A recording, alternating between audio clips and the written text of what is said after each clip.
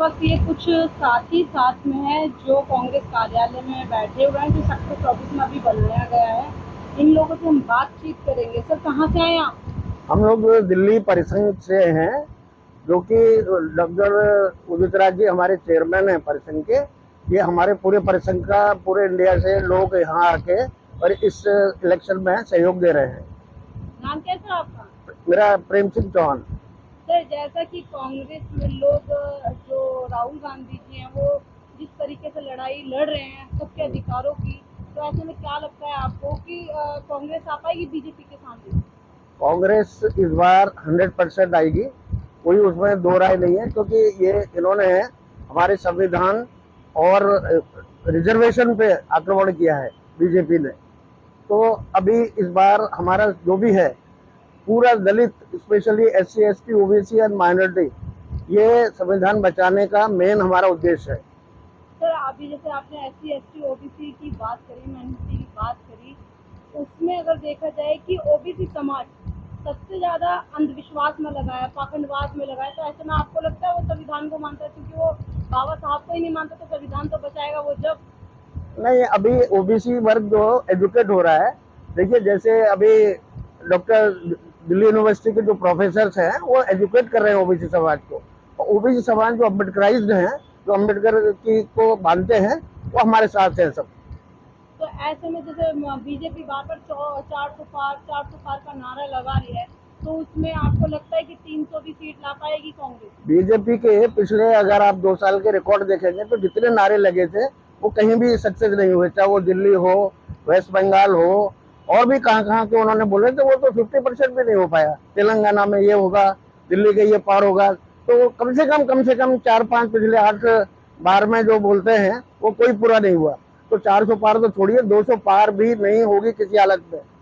जैसे अभी कहा जा रहा है कि अगर कांग्रेस सरकार आ जाती है तो वो मुसलमानों को, जो SC ST OBC के जो हक और अधिकार है, वो मुसलमानों को दे देंगे। तो जो कहें कि यहाँ पर जो दलित समाज है उसको मतलब टारगेट करते हुए वो बोला जा रहा है कि मुसलमानों को सारा हक जो दे दिया जाएगा। ये सब मोदी जी के जुमलेबाजी है, क्योंकि वो हिंदू मुसलमान पहले चरण और दूसरे चरण के बाद में हिंदू मुसलमान में पाकिस्तान ये सब कुछ आ गए, और उनको दूसरा एजेंडा तो है नहीं ना। अभी वो अपने मैनिफेस्टो में बात कर रहे हैं, ना और किसी में कर रहे हैं। पाकिस्तान हिंदुस्तान और हिंदू मुसलमान। अगर बीजेपी के लोगों को अगर ये बोल दिया जाए कि 4 चीजों पे बात ना करें, तो ऐसे में लगता है कि वो लोग बात करके अपनी और लोगों को समझा पाएंगे? ये मैं भी परिसंघ से ही हूँ और संगठन मंत्री हूँ। नाम क्या सर आपका? अशोक निर्वाण। मैं कोलगांव में रहता हूँ और शुरू से जब से हमने परिसंघ बनाया, मैं डॉक्टर उदित राज जी के साथ बैठता रहा हूँ। और जैसे जब पता लगा कि डॉक्टर उदित राज जो है NDA गठबंधन से कांग्रेस के टिकट पर नॉर्थ ईस्ट जिस क्षेत्र में मैं रहता भी हूँ, मेरा दफ्तर भी है, कि वो वहाँ से चुनाव लड़ रहे हैं। और वो व्यक्ति है जो पहले से ही संविधान बचाने की बात करता था।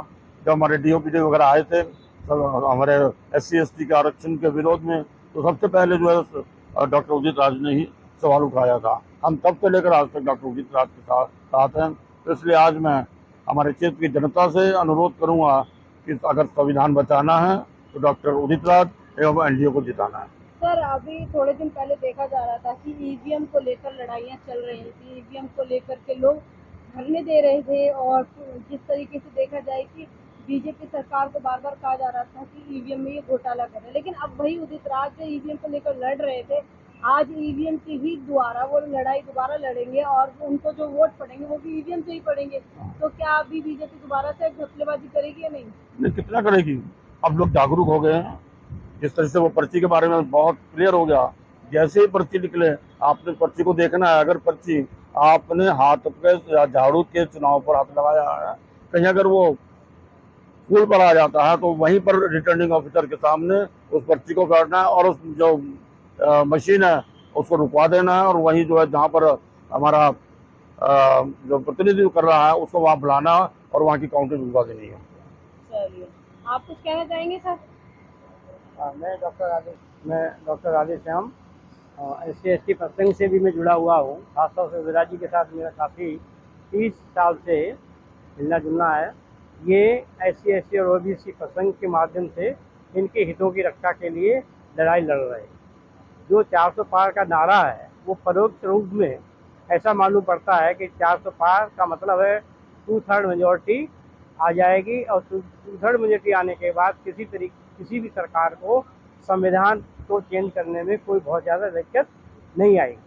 तो इनडायरेक्ट में, परोक्ष रूप में ये कहना चाहते हैं कि अब SC/ST का जो हक है वो हम संविधान को ख़त्म करके उसका जो अधिकारों को ख़त्म करेंगे।